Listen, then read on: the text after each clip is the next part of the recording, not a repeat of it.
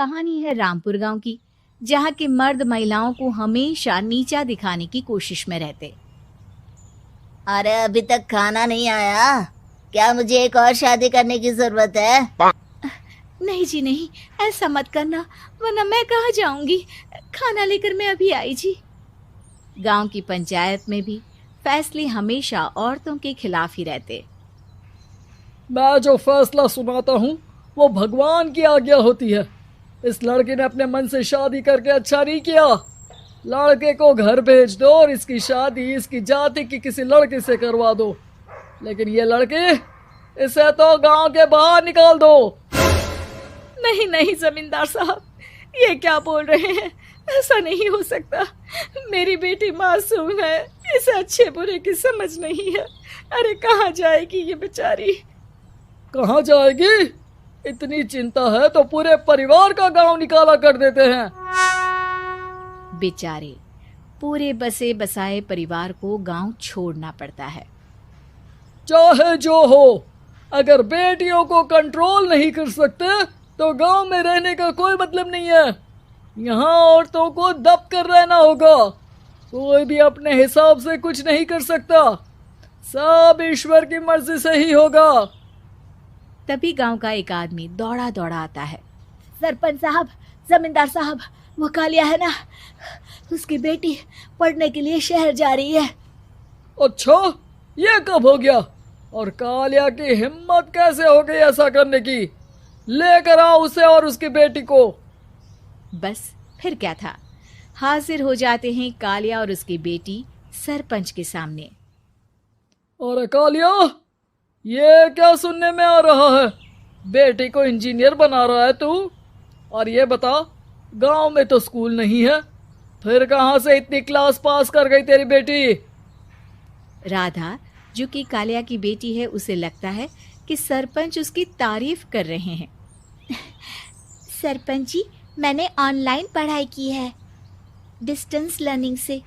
सभी में मैंने अच्छे नंबर पाए हैं, जिसे देखते हुए शहर की इंजीनियरिंग कॉलेज में मुझे स्कॉलरशिप मिली है। वाह जी वाह, क्या होती है ये?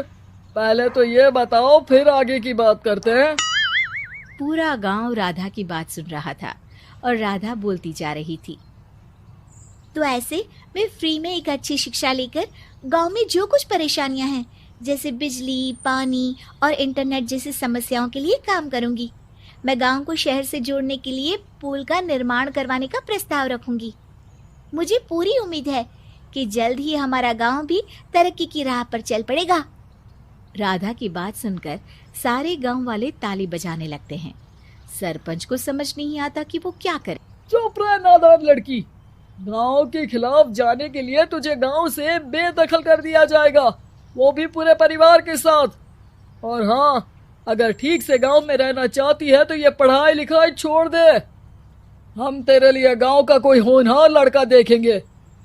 तभी गांव का एक आदमी बोल पड़ता है। अरे नहीं नहीं सरपंच जी, राधा बिटिया जो बता रही है, अगर वैसा हो जाए तो हम लोगों को पैसा कमाने के लिए बाहर नहीं जाना पड़ेगा। हाँ जी, और ना ही कोसों दूर पानी के लिए भटकना पड़ेगा। हमारे बच्चे भी अच्छी पढ़ाई कर सकेंगे और आगे बढ़ेंगे, ना कि हमारी तरह खेती करते बैठेंगे। क्यों गांव वालों, राधा बिटिया का साथ देना चाहिए ना। सरपंच देखता है कि गांव राधा के साथ है तो वो चुप हो जाता है। वो घर आकर अपने सलाहकार से बात करता है, जो बहुत ही चालाक किस्म का इंसान होता है। अरे सरपंच साहब, आपको बहुत ही होशियारी से काम लेना पड़ेगा। एक बार गांव तरक्की कर गया, यहाँ के बालक पढ़ लिए तो कोई ना पूछेगा आपको। और फिर ये जो बेटा और बेटी है ना आपके, इनको भी आम लोगों की तरह ही जीवन जीना होगा। हाँ, लेकिन करे तो क्या करे? वो ना आप मुझ पर छोड़ दीजिए, बस मैं जैसा बोलूं करते जाइए। अगले रोज सुबह जब गांव वाले सोकर उठते हैं तो राधा के घर के बाहर और साथ ही वो लोग जिन्होंने राधा का सपोर्ट किया था, उनके घर के आगे लाल रंग से कल आऊंगी लिखा होता है। कल आऊंगी, यह क्या होता है? अरे यह तो खून से लिखा है, लगता है कोई भूत प्रेत या चुड़ैल का साया है। चलो सरपंच जी के पास चलते हैं। सभी सरपंच के पास जाकर उसे सारी बात बताते हैं। अरे ये तो बड़ी मुश्किल की बात है। चलो मैं एक बाबा को जानता हूँ, उन्हें बुला लेता हूँ। सरपंच बाबा को लेकर गांव के घर के बाहर जाता है।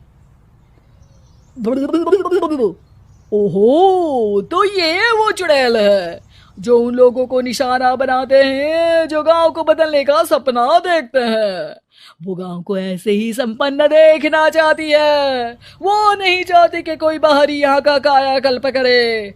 क्या तुम लोगों में से किसी ने गांव को बदलने की सोच रखी है? तभी राधा की माँ रोते रोते आती है। मेरी राधा घर से गायब हो गई है। अरे कोई तो बचाओ, मेरी बच्ची कहाँ गई?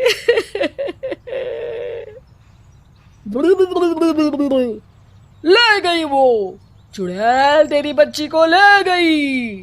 अब वो उसे श्रापित करके छोड़ेगी, उस पर चुड़ैल का साया हो जाएगा। तभी बुरी सी हालत में राधा भी वहां आ जाती है।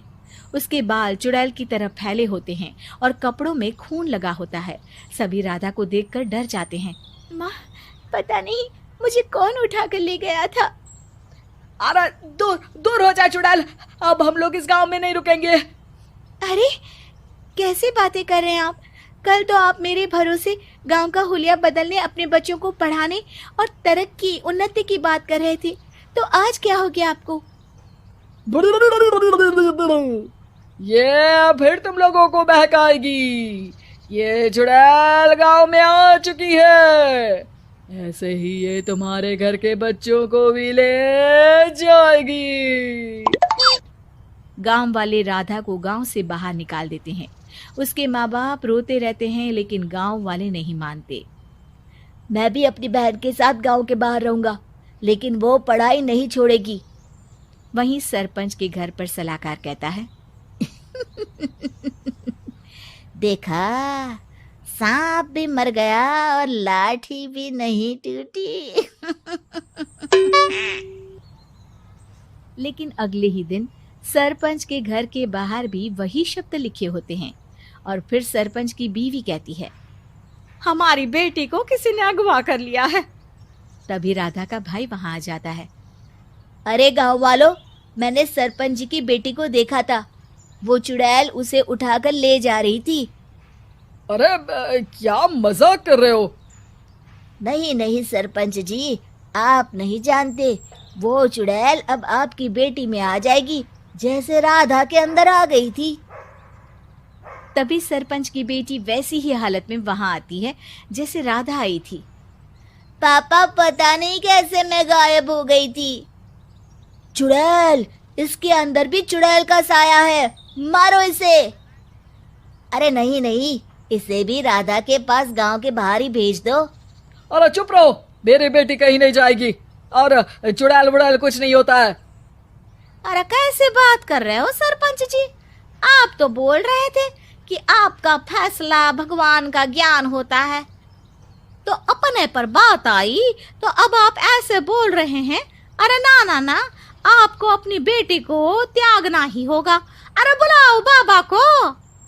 राधा का भाई बाबा को ले आता है, जिसे अब गांव वालों के डर के कारण सच बोलना पड़ता है। मैं कोई बाबा नहीं हूँ, मैं तो मोची था। ये सलाहकार महोदय ने मुझे कहा था एक्टिंग करने को। अब वो मुझे पैसे देने वाले हैं। अब मुझे माफ कर दो। गलती हो गई, मुझे माफ कर दो। तभी वहां राधा आ जाती है। देखा सरपंच जी, जब गांव के बच्चे साक्षर होंगे तो आप जैसे लोगों की चालाकी नहीं चलेगी।